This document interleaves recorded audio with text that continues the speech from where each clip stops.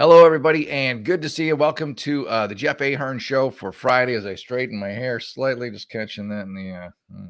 This is more. This is more than straightening can handle. This is haircut territory right here. That made it worse. All right. Well, I think I'm getting a haircut this week. I'm growing a goatee, so it's not just like he's got lazy. He's not shaving. Shave. I'm shaving around here to get the goatee popping. Yeah, so I'm going to grow this goatee until people tell me they don't like it, and then I will succumb to public pressure and then get rid of it again. But yeah, I hope you're having a great week. Join me at jeffahern.com if you haven't already. Don't forget Jeremy's Razors, Ahern15 for 15% off. You can get yourself some great shaving supplies there. And we'll get right into the news. And it's been it's all submarine all the time, basically, submersible, if you will. It's weird, like we've got to, like in a normal news week, the world's ending and everybody's fighting and there's just chaos and we're all going to die and everybody don't forget to hate each other. And, and then you're like, oh, wait, this is a really cool story. All right, let's put all that on the back burner and let's just, and then focus on the sub. So I'm not against it because it's like all the news, but, it's like it just goes to show you we are directed, we are guided as to what to think and what to be upset about and what what's important and what's going to kill us, and it's all a plan. Like, all right, let's give them a little break from the usual the usual divisiveness and fear campaigns, and we'll just talk about this sub. It's interesting, and then we'll go back to scaring the crap out of everybody. Speaking of plans and everything, I got to teach you about a couple of things. One, I can relate to the haircut and all that. Haircuts as you get older, you don't need it as much, even though a trim would be good. But definitely, it's time for a beard cut, and I think I might do that either this weekend or early part of next week. I've got to go to my appointment calendar and figure out when he can get me in the next. You could be Santa. You would be a great Santa by Christmas. I don't know. I don't think you should shave.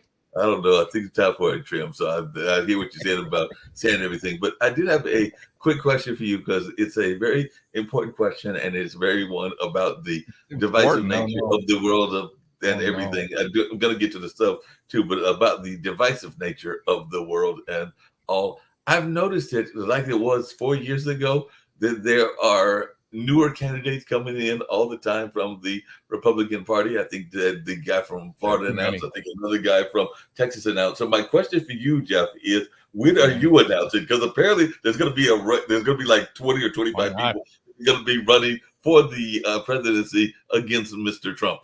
And Mr. DeSantis. So when is the Jeff Ahern candidacy, and what can we here at Pod TV do to help you launch your candidacy? Because I think that it's time for the Jeff Ahern Republican candidacy. All right, I'll look into it. I think it's always you have to have like so many signatures, or you actually have to be a legitimate candidate. But hey, if I could hit the signature thing, I would do it as a joke. I think that's the way Donald Trump approached it at the beginning, and then he said, "Wait a minute, I could actually win this." He's like, okay, I guess I'll be the president now. I don't know. When Trump got into it, I think it was more of a lark. Like, let's try it out. Then he got all into it. He couldn't stop himself. But yeah, I'm in. Count me in, Mark. If it's easy and I can set it up, I'll run. It'll be a very weak campaign with very few campaign stops. But I'll put my name in the hat like all these other yutzes. Yeah, you must put your name in the hat. Might as well put your name in the hat. As you can tell, I'm ready to be your campaign manager. And should you get lucky and win the presidency, I'm already going to be in touch with some of my rock fans, some of my friends in the rap and the hip hop and the jazz and blues world. I figure we'll have a great blowout gala and several other parties should you win. So I'll be in charge of the entertainment should you go ahead and win, but I'll definitely take that campaign manager role should you put your name into the hat. Please do. Please sign me up. Put me in this. Let's make it happen. I'm more excited about the party than anything else.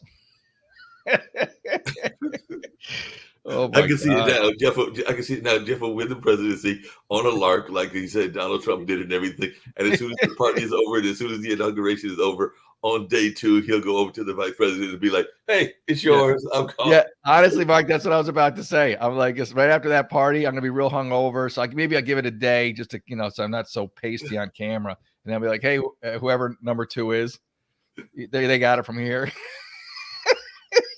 I just came for the party. That's the only reason I came was for the party. Why But not? I'll let you get back to the news. I did see that the NBA was having a draft yesterday, so I was glad to see that for the first time since Henry Ellenson had been drafted, one of our Marquette guys got drafted. He went early, but Omax is going to be playing for the Dallas Mavericks. He, I think, got drafted first by Sacramento, and then Sacramento traded him to Dallas, so it looks like he might be a Maverick, but we haven't had one in like about 7 or 8 years, so he's the first one that got drafted. Now, there have been others like Marcus Howard and others that have come in and got some play, but they weren't necessarily drafted on that fateful draft day and everything. Oh yeah, so well that's good. great. Good for Marquette and good for him. And I'm a UConn alum, so they go all the time. They got some good guys on that team. They got some good guys, and I'm we're sure still champs. We're still champs as of right now. Until next year's tournament. So living La Vida Loca until then. Might as well. It'll be interesting because when we clash next year, it'll be the national champs, your alumni against the Big East champs, my alumni. Because we won the Big East title, but we did not win the national championship like y'all did. But we are in the same conference, so I'm sure that will be part of the. Yeah, we do play Marquette. You're right. Yeah. I forgot about that. Yeah, you made me think I should put some UConn swag up here, but we'll get to that when we get to it. Get to it when that time comes. I'll bounce off and let you get back to the news. If I hear you say anything that is needing to be commented on, like those sub people, like I told you earlier, I don't know what they were thinking or why you would even go on a sub trip when I don't know what you would find down there. But then again, sounds awful. Huh? It just sounds awful. It's not like if it was like a really like big apparatus, a big sub. Okay, you got some room, you could walk around. You couldn't even have everyone had to sit Indian style, and then one person could stretch their legs out like that, and then they would have to take their legs in, and then someone else could stretch their legs out, and then they got a box that they poop in, so if anyone takes a dump, that thing stinks for the whole trip. It's not like that air's ever leaving the vessel. And like I said, I get some things that make sense to go to visit. I don't know what you go see in the Titanic ruins. Like I said, there's this mythological city that exists. So if they had said they were going down there to find Atlantis, at least I can go for that because there might be something that is actually down there that is Atlantis. Or even if they were saying that they were going to find, and I don't claim to be the most biblical or the most religious person in the world, but even if they were going to like down in parts of Israel to find maybe some missing scrolls, or I think at one point my understanding of the 10 Commandments is that they dropped, so maybe there's 2 or 3 that are missing, or maybe there's some periods that they were missing and they went to go find those. Find some extra commandments I might get that. Listen to. Huh? You find 2 or 3 more commandments that everyone's going to ignore. Like the first 10. But I'm just saying, you barely handle the first 10, Mark. I don't know if you can. If they're going to take any more.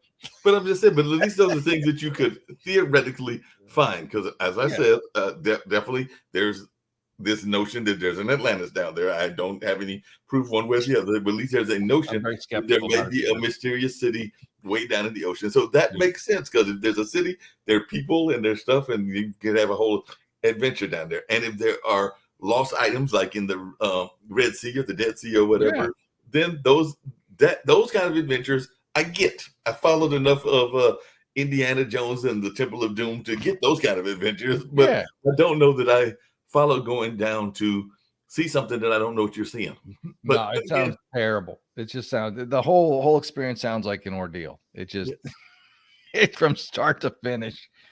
I don't get how you could even get in the thing in the first place when you see the guy with the little Game Boy, or the PS3 controller. Like, I don't know how you see that and don't immediately leave this tiny cramped, MRI tube or whatever.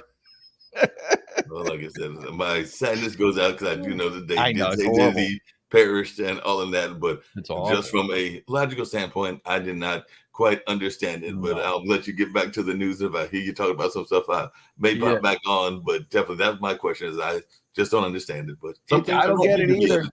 It's and in the end, they shouldn't have. They shouldn't have. Hindsight is. I'd say hindsight's 2020, but honestly, you didn't need hindsight to know this was a bad idea. If you got on a good sub, if you got in there, you're like, oh, this looks like a submarine, not like a child's toy. literally with the child's toy controller. I don't get it. And it's just sad. And then the kid didn't want to go, but he went for his dad.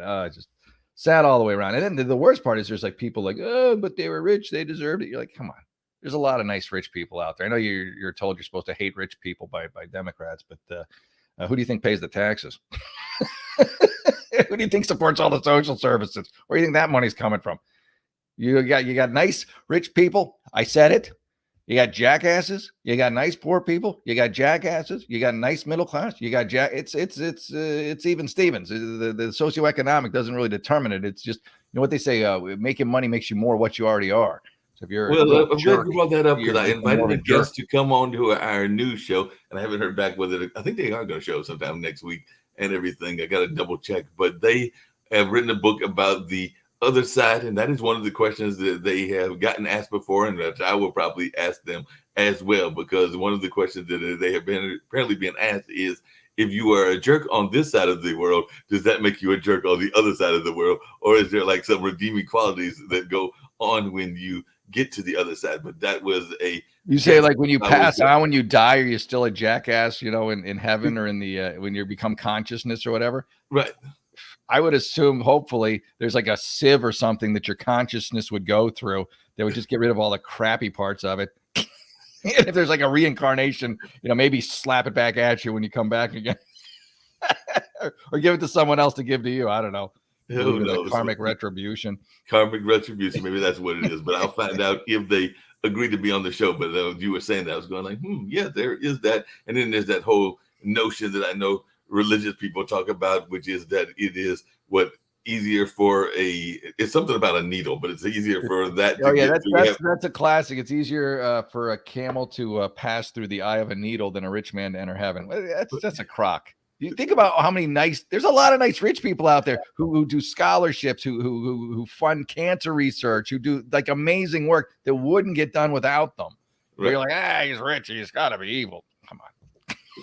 Now don't get me wrong. There's some Austin Powers, evil people out there too. But speaking of Austin Powers, speaking of Austin Power types, and a person connected with the network, I won't say who, and everything, was asking me yesterday about it. So I'm gonna ask you, as you are on the Republican side, but what is your thoughts about the evil empires that exist and the Illuminati and things along those lines? Because I did have somebody that asked me whether I thought that was a real thing that existed, and whether our entertainment people, politicians, and a number of other leaders were involved in that space. So just wondering, as one that travels around in those circles, is there some secret society running around controlling everything? I don't think so. I think, everything is controlled by elites. I believe that. I don't think it's like, if you want to call it an Illuminati, then you can call it an Illuminati. But the people who have the power, the people who have the money and are made in such a way that they like control as well, that's what they're going to do. And they're going to, associate with other people who have similar beliefs. And then, you got George Soros. He's leftist Illuminati. You know what I mean? If you want, he's a power broker. He makes horrible things happen. But destroying cities. You don't have the secret handshake. I figured you will remember this group. You had the secret handshake that you have to do in order to do these things, because apparently it's like supposed to be secret rituals and secret things, and then maybe even folks have given their lives away to the next dimension and all of that space, because you also hear that part of the narrative as well. People are nuts. You got all the whole Scientology thing. I mean, all this stuff, people will just go for it. It's crazy. So yeah, there may be some club out there, rich guys, who slap each other a certain way to to signify that they're in the group. But I think the way they really do it is they just take out their mobile phone and they just point at their, the balance in their bank account. They go, okay, you clear. Come on in. Come on here. Oh, yeah, I thought they all went to the Jeff Epstein Island, because isn't that Island? Some of them sure did. And then you got like Hunter Biden. He got kicked out of a New York sex club. Like he was in some weird big surprise. They're not covered by the media at all, by the way, the liberal media. That was Don Trump Jr. That'd be everywhere. But yeah, he, like some 10 grand membership sex club. Like, yeah, he's too much. We can't take this guy. Your membership's revoked. Wait a minute. They wouldn't take him. They wouldn't let him into the. Oh, they let him in, and they realized the mistake they made. They go, this guy's off the rails. Even for our weirdo anything goes sex kink club, Get the. Maybe he was trying to you're do disbarred or what? I don't know what maybe he was trying to do some stuff that they didn't like. Maybe he likes rabbits. I don't know what. I don't even want to think about it. But whatever these kinked up, whack job weirdos, they've got the bar down here already, and then Hunter Biden's got the bar somewhere way below that, and they're like, nah, he's too much. We can't handle this guy. He was too much for even them, huh? He's too much for him. Hunter Biden broke the sex club. I don't know how you managed to break those kind of clubs and everything. I don't know. I don't know how news organizations don't cover it. I'm like, this gold. This is gold. It's like, come on. It's got sex. It's got politics under Biden. You're not going to cover it? No. Well, yeah, and they did cover the fact that apparently the other person on the Republican side said that he could do anything and get away with anything and nobody would care, and all in that space, because I think that's that famous quote that Trump had, and all in that space about what you can do. And they still run that. That's still a thing. That's on T-shirts still. If you go to like lefty rallies, but Hunter Biden, God knows what like you said, doing with rabbits or squirrels or whatever. I don't know what weird stuff he's into. I know he likes guns, crack, and prostitutes. So you figure those three are in the mix, and then there's like probably got some wild card to mix in there to spice things up. Not the spice. Not the spice, maybe. Who knows? Hey, maybe that's it. Maybe he likes one of the Spice Girls, and they tried to bring them there. You know what? I'm sure I wouldn't put it past him. I'm sure he would. He'd pay top dollar, even though he's supposedly broke. But he's a new man. He's reformed. He's reformed, and he did get that deal. He got that lovely deal. He got the sweetheart deal. The little Hunter, don't do that anymore. But Jeff, I got to tease you because I've seen those deals given to both left and right folks. So they're wrong. They are wrong across the board. That's my stance. I don't like them. They're ridiculous. Two-tier justice is not justice, and so but we're stuck in a two-tier justice society. We've accepted it. We're not stuck in it. We can fight it.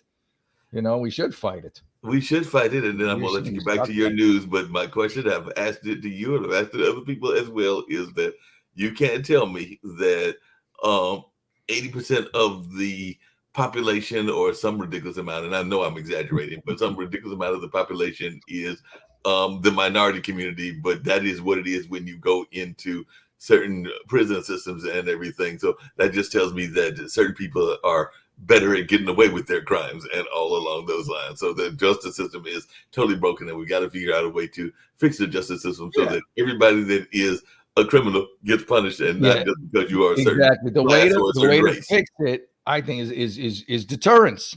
You don't get rid of deterrence, then you just have a even worse justice system. So there should be deterrence, for low level crime. There should be deterrence for high level crime, and they should be commiserate with whatever the crime is. And if you get caught, you should go to jail for it, or serve something that would convince you not to do it in the future, or convince others to not go down that path. Whether it's you mean real jail, Jeff, as opposed to country club jail. Yeah, I do. That's what I mean. They gotta get rid of these country club jails. That's because they're like, oh, worst case scenario, I got all this money and I gotta, I'll go, arts and crafts or do whatever. Jazane, whatever the hell, are dumb. The hookers.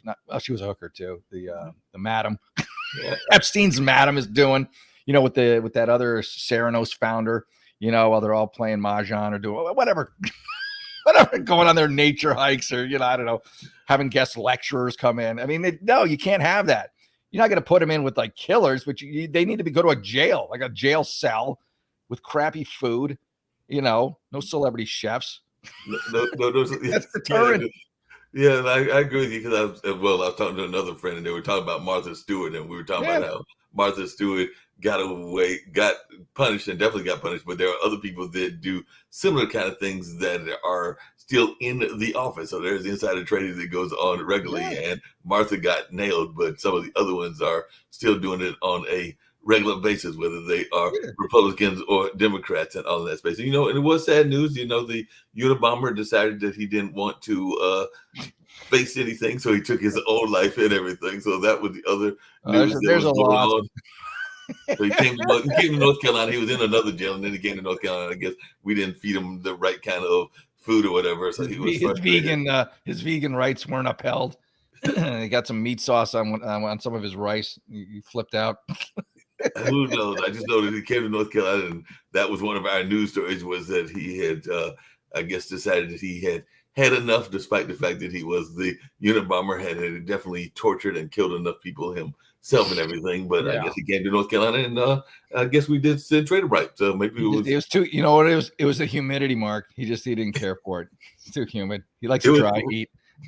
Was it the humidity, or did he run into maybe when he came in, he ran into a character from Deliverance? That was a famous movie that was set in this area. So maybe he ran into a Deliverance guy. The Deliverance guy scared him into doing what he did. Yeah, one of the jail guards who had a thing for hairy guys in hoodies. Put this on. I'll be back in an hour. I'm losing my voice. I'm sorry. He was like, I can't handle this. I cannot handle this. So he had to take it after that. He was like, I'm gone. I just can't deal with this. I've had my fun. I've blown a bunch of people up, and I can't blow anybody up anymore. And what's left for me? Like I said, he came to North Carolina. Apparently, we're in the news all the time. We were in swing state, and apparently the Unabomber couldn't handle it. Maybe it was the humidity, like you said. No, I think he was a Biden guy, though, from what I remember. I'm making that up. I made that up entirely, but I'm just going to stick with it. I think Ted was actually a Trump guy. So since we're going to go make up things, I think he was actually a Trump guy. He might have been. We should check. But yeah, you say it with authority. You say it enough times, people believe it. So yeah, Unabomber. Oh yeah, big Biden guy. Unabomber, big Trump guy. We're going to go back and forth and figure out which one of his one side will listen to me, one side will listen to you. Yeah. Hear what you like. And at the end of the day, somebody will come along and be like, to be honest, he hated both of them. Yeah, he didn't like politics, period. He was a agnostic, anarchist. Which is probably more realistic to what he was and everything. But probably, he hated everybody. He hated society. He lived a hermit. He lived in like some like way out of off the grid. I don't know what to call the house, but like a shack or something. I don't think he was a big fan of government. Yeah, I don't think so either. He liked the post office, though. He had great respect for the post office. Yeah, they delivered everything on time. Apparently, you might be onto something, but it was Breitbart, which I know is a conservative organization, but they did put out back in 2021 that he apparently at one point praised a eco-terrorist group that was linked to a BLM nominee that Biden was tied to and everything. So maybe he did have some ties there, but I'm sure I could also look and find another story that would have him tied into. Probably. So I'm sure if I did a Google search, just like I did with Unabomber and Biden, I probably could do the same thing with Trump and find. If he came out as trans, though, I guarantee Biden would have had him on the White House lawn just for a visit. Hey, look at this. Look at this.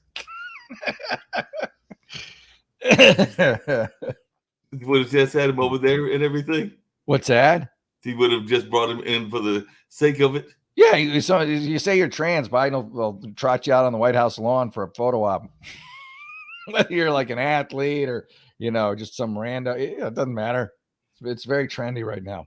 Is it very trendy? And by the way, I was right. I looked it up, and apparently a mega candidate counted Unabomber Ted Kaczynski among his intellectual influencers. So definitely, but that's like him. That's him on the Unabomber. That's not Unabomber on him.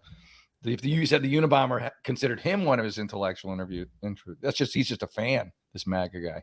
Yeah, well, it says a MAGA candidate who's courting former President Donald Trump's endorsement and has tech billionaire Peter Thiel's backing is vying for Republican nominee for Arizona Senate. So Blake Masters is one that apparently at one point praised in his writings the Unabomber. So he was one that had some things that was positive about the Unabomber from the Republican side as well. So like I said, you can find folks that that's interesting. Interesting thoughts about why they did or did not like basically crazy folks.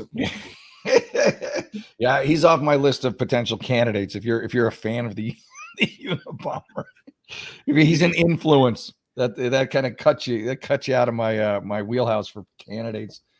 I don't know. You're not going to back him now that he is done? I don't think. Even though he's a Republican, and if he runs against a Democrat, I use my brain. I'm not going to vote for the guy who loves the Unabomber. I'll vote for the Democrat who wants to ruin the city. At least one's going to ruin it with progressive policies. The other wants to blow it up. I guess it's the Well, same thing at the end of the speaking of that, I do have to tease, and I'm going to try to get her on one of our shows. Maybe I'll have her come on your show. Sure. But I told you that there are things about Durham, the city that I live in, that I love, and it is definitely considered a liberal city, a very liberal city in a swing state, because there are parts of Durham, parts of North Carolina that are liberal, parts that are conservative. But we had a mayor that came into office and was finishing the term of the mayor that stepped down. So she just announced, our mayor, Elaine O'Neill, I think she was the first African-American woman mayor, that now she's getting married, and she's like, skip this, because they've been having infighting on the political front with the city council members bickering at each other. So she's basically announced, I think it was yesterday, I'm done with this. I'm going to go deal with my family because y'all people are crazy. So she's announced that she's not going to run for another term, even though she didn't even do, well, I guess 2 years is a full term, but she's only done basically what amounted to one term. And now she's like, y'all are crazy. So yeah, well, you know what? She's probably not wrong. She's like, I gotta get the hell out, and I'm going to enjoy my life rather than dealing with this nut house. She's found she's done some inner work, and she said, I'm getting the hell out of this. She's like, politics is crazy, and a lot of people have said that, because I have a couple of other friends on both the left and right that have been like, no, this is not for me. So I'm going to go sit there and find me a rocking chair and just kind of like rock on the rocking chair and watch other people do the. I'm going to be that's me, Mark. Going to be the rocking chair candidate. I'm going to do all my speeches from a rocking chair. Then I'm. Hey, it sounds to me like you had the same idea that we're talking about. Only she went for 2 years, but it's like she got there. She did a little bit of work that she was going to do. She passed the budget, including budget. And then she's like, I'm out. I got to come up with like just some whatever I want really done, and then I institute that as law the first day, and then I'm like, thank you, good night, and then I hit the road. I like that. I get my top 10 things done, and then I'm look, I'm even efficient. Thank you, good night. Thank you, good night. I'm an efficient politician. We're out of here. One day I did everything I said I would, or at least put it to law, and then just like Biden, first day drop the Keystone Pipeline. I would not do that. But it can be done.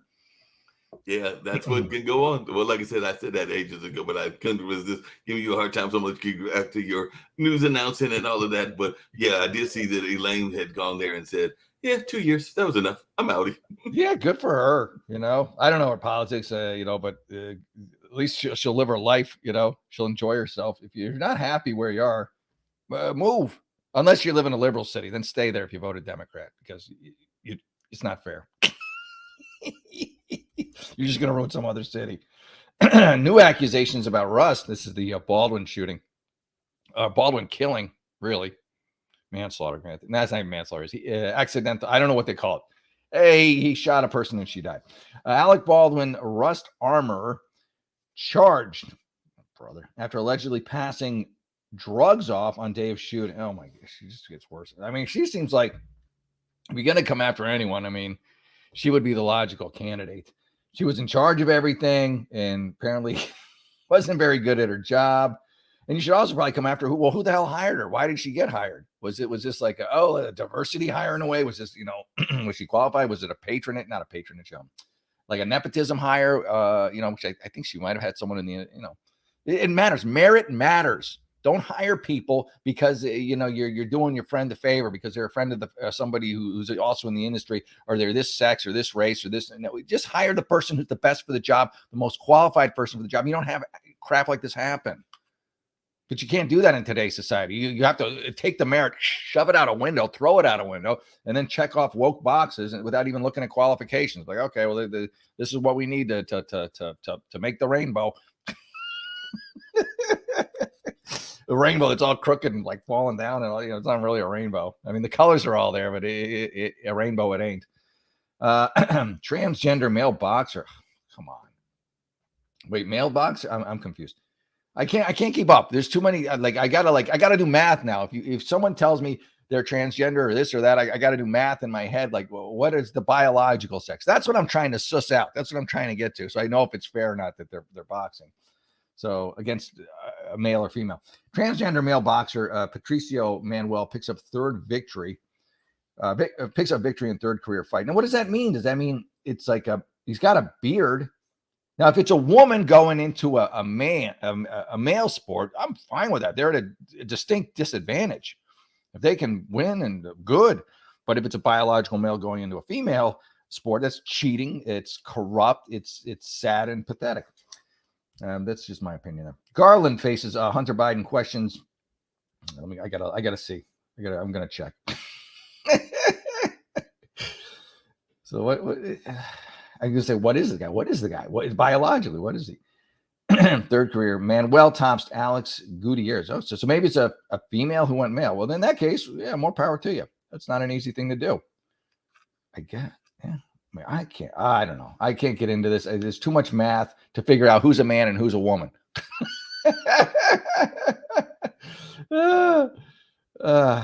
Come on, cut to the chase here, Fox. Tell me tell me what parts are taken off and what parts are put on.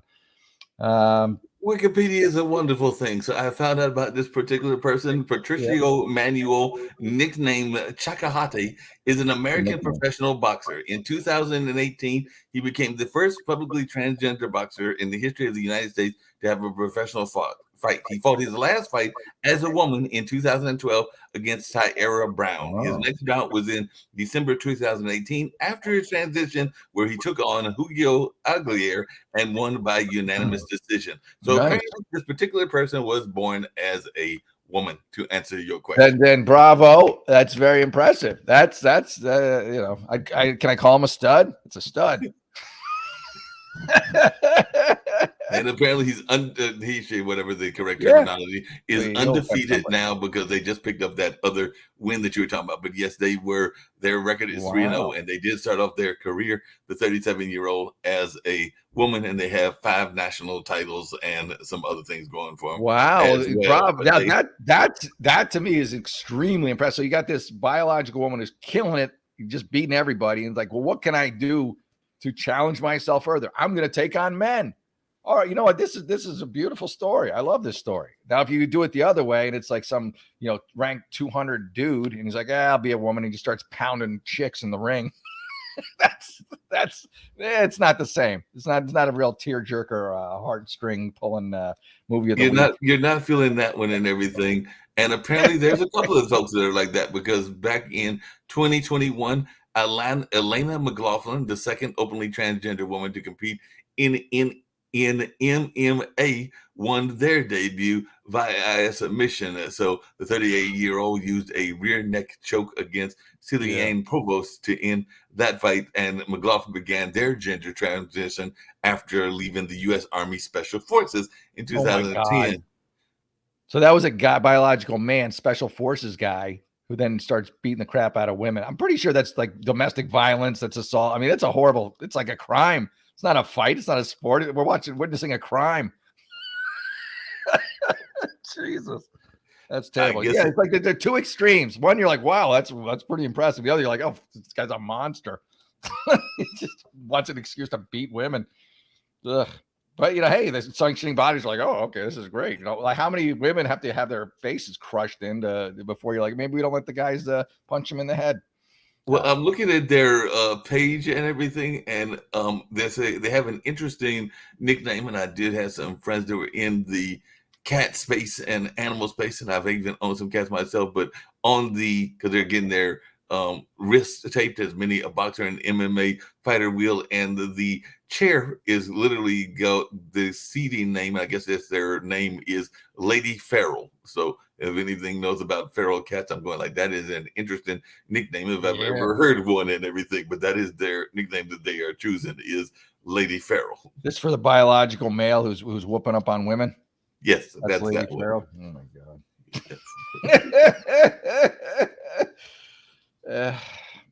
I don't care for him.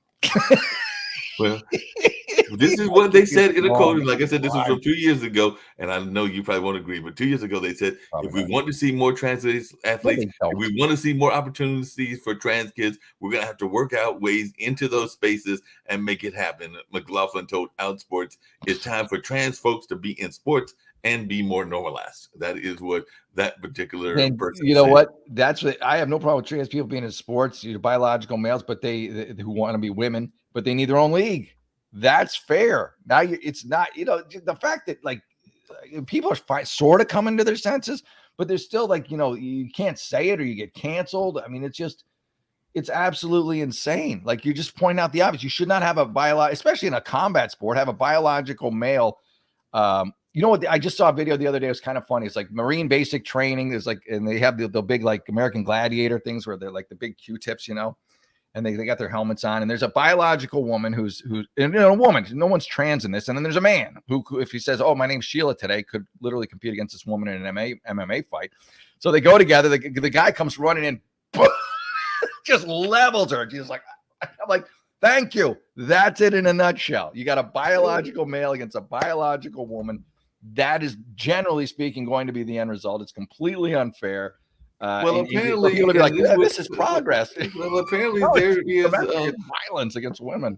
Apparently, there was a conversation that went on earlier this year, I think back in February, where one of the boxing agencies, I think it was the WBC, the World Boxing Council, has proposed transgender boxers should have their own division rather than fight in the existing male or female category. So the WBC is the first of boxing's major bodies to join other sports in considering introducing laws regarding transgender participation, announcing proposals for a specific category for transgender fighters. The proposal was announced back in December and remains largely hypothetical and has drawn a mixed response, of course, from the transgender boxers. So they want to cheat. Critics have called the move dehumanizing toward transgender athletes. Oh, dehumanizing! It encourages permanent segregation as well as the unnecessary as well as being unnecessarily given. The WBC does not have a single transgender boxer that it sanctions. So they were also saying that maybe they're getting ahead of the game and all in that place. It needs to be, they have to have their own league, and then it's fair. You either do what woman transitions to a man, and then do whatever you like. That's fair. You're at a distinct disadvantage, so more power to you. Or you have that person we were talking about, the Patricia, that was a woman. They did have a quote, but another transgender boxer, trailblazer Patricio Manuel, does not share the same view, saying it was heartbreaking to have the WBC, a leader in my sport, argue that I don't have a place in the ring as a man. See, I agree with him. If you're a female, you have every right to try your luck against males, because biologically you have the deck is stacked way against you. But the problem is, if you have a transgender league, we have to be fair to the men who want to assault the women, and not let this woman who wants to compete as a man be in there. So he gets screwed on the deal, which it stinks for him. But at the same time, but that's the world we live in. There's this cockamamie, no common sense. Everybody's a victim. It's also stupid. It's like, use your brain. And this is a 2-second decision. Okay, if you're a woman and you want to fight against a man, all right, good luck. If you're a man, you want to fight against a woman, no way. It's not going to happen. It's all right, done. Sign it off. That's my first law, Mark. That's your first law. Day one on my 1 day as president. Your 1 day as president? That's so you're going to back Patricio if she wants to continue their record of because apparently they're whooping up on some men. They whooped up on at least 5 or 6. So if they want to keep this record going and become maybe undefeated, you're perfectly fine. Yeah. And then the guys that he beat, they can then become transgender. They'll become, if what they want to do is they'll become transgender, go the other way, and then they'll be, they'll win their whole division. Even though they're really mediocre as male athletes, they'll start punching the faces into these poor women. So they're going to people are like, progress. That's the worst part, is the liberals just like, this is great, isn't it? So you're watching an assault on the street, you would be calling the police. Yeah, but and I got to teach you again about your favorite person, because what's his name, our former president, say that he could pretty much not just assault a woman but also grope a woman, and nobody would say anything. And it does seem like he, as well as some Democrats, I think that both Republicans and Democrats have groped at some folks and groped against even some underage. Biden's a groper too. Let's not forget that he chased a woman out of the country who had very credible claims against him that the media ignored.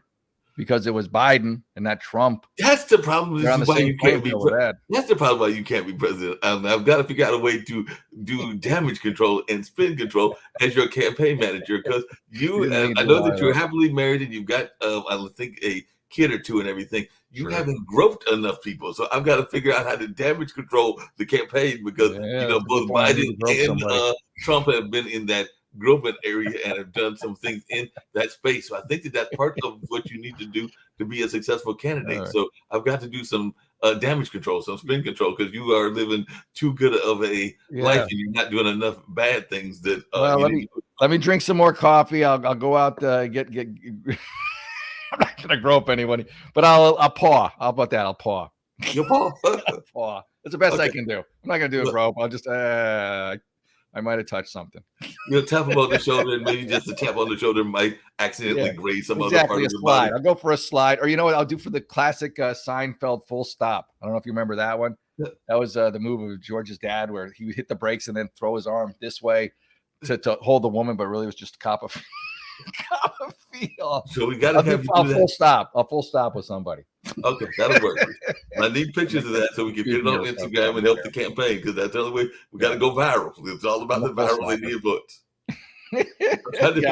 Put a camera in the car so everyone can see it. I'm like, oh no, it's a squirrel ran out in front of the car. You can see your wife now sitting there going like, he does that all the time. It's okay. Yeah, that's his move. That's his signature move. that was the bit in Seinfeld. That's my move. Like Kramer, full stop with his wife Estelle, I think. I've been watching too many Seinfeld clips these days. That's what I feel like. Seinfeld is good. I need to go back and watch some Seinfeld myself, and maybe even watch some Frasier, even though a lot of people were. Yeah, Frasier, I like Frasier. I met Daphne once. I was doing audience warm up, and she was a guest on Craig Ferguson's show. She was a sweet lady, very nice lady. And I know her name's not really. I don't think her name's actually Daphne. Though. I wish I could remember her real name, but she was very nice. She was the character that played on the yeah. She was the maid. She was the maid, I guess, right? She was the housekeeper, the helper for Frasier's dad. But yeah, she was really cool. She's a very nice lady. Jane something is her name. I think it is. Yeah, Jane something. Hold a second. Reese, maybe Jane. Jane Levy's. Daphne Crane is a fictional character on Frasier, played by Jane Levy's, Leves. So yeah, she's a nice lady. And apparently she's from Manchester, so maybe she's over there enjoying the fine stuff that is going on in politics from that neck of the woods. Because I do know that people are still trying to figure out whether Meghan and Henry and the whole gang will ever be fully accepted by Charles and everything. And I'm going like, well, they will take him back with open arms as soon as he dumps the trailer trash, dumps the gold digger. You know, when he cuts. Once Meghan leaves, then they'll take him back. But welcome him back with open arms. They'll be like, hold on a second. Hey. I gotta tease you about something, because you said that she is trailer trash. I don't know enough about Meghan or anything. I'm exaggerating. I don't like it.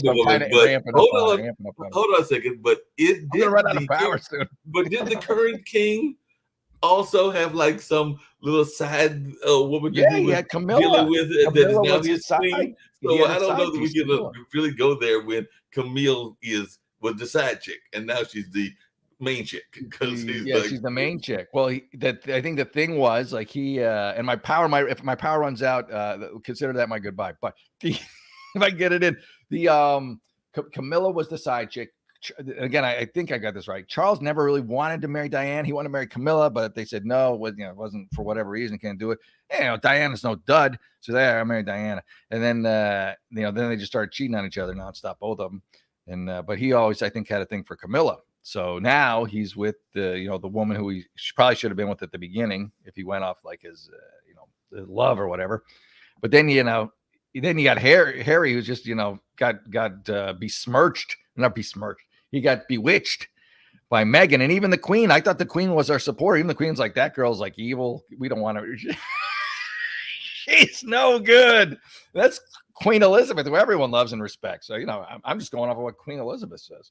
And then they called them grifters because of the podcast that they never did. And they said Meghan wouldn't even do like the actual interview. She'd have like her producer do the interviews, and then she would do voiceover questions, as the producer. I was just like, Trash, trash, trash. I'm not gonna speak evil of the dead because she's passed on. But Queen it is my understanding that Queen Elizabeth had some history in her own life and everything in that space. So, like I said, I'm not going. Well, I don't know. I'm talking about old Queen, old cute, walk around Queen Elizabeth. I don't know her backstory. Maybe it's terrible. I don't know.